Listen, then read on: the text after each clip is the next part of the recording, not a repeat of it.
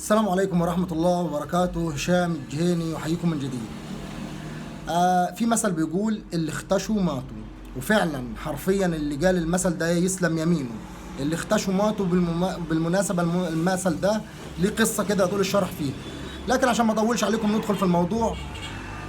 احدى عاهرات مجتمعنا، ربنا يقومه بالسلامة مجتمعنا ده اللي شكله مش هيقوم اصلا، تمام. احدى الساقطات، احدى العاهرات، تمام، وهي منى فاروق.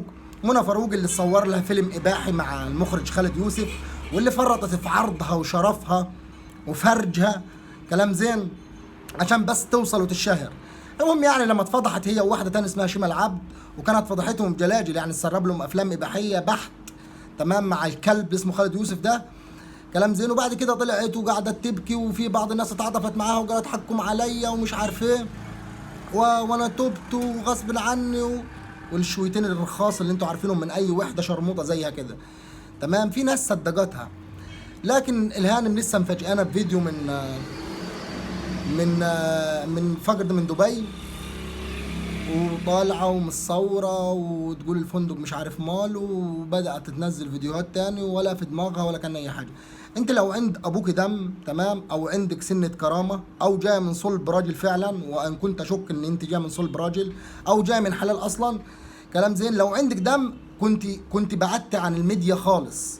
انتهى امرك من بعد ما تسرب لك الفيلم الاباحي مع الكلب اسمه خالد يوسف، وفرطت في عرضك وشرفك عشان حياه ما تسواش، تمام، وعشان شهره ومجد زائل ملوش اي 30 لازمه، كنت بعدت عن الميديا تماما.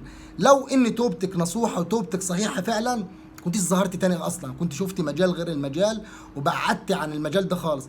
لكن بما انك عاهره، طلعتي بدموع الثعابين او دموع التماسيح او دموع الثعالب، اي دموع، طلعتي عشان تكسبي تعاطف الناس، وظنا منك ان الحكايه هيعدي عليها وقت وهتتناسي، بما ان في شراميط كتير غيرك.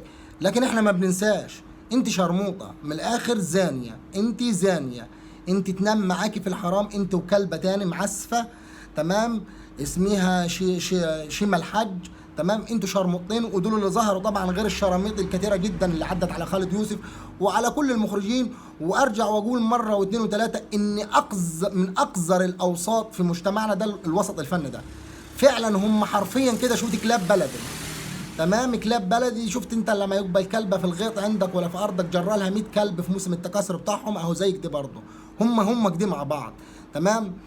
ليه؟ لان دولتنا الرشيده ربنا يحفظها لنا ان شاء الله باذن الله ما بتعاقبش، قوانيننا الفاسده الخربانه ما بتحكيش في حاجه زي كده.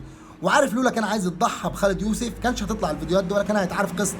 لكن انتوا كل ما هنالك زيك زي غيرك كتير، يعني كل ما هنالك انهم استخدموك، والقصه مش في انهم يفضحوك انت وغيرك، هم كانوا عايزين يفضحوا خالد يوسف ويصفوه، تمام، معنويا، مع انه هو كلب وما كانش صح اصلا انه يدخل البرلمان، كلام زين، بس عشان هو اعترض على قضيه تيران وصنافير، بس ادي الحكايه كلها.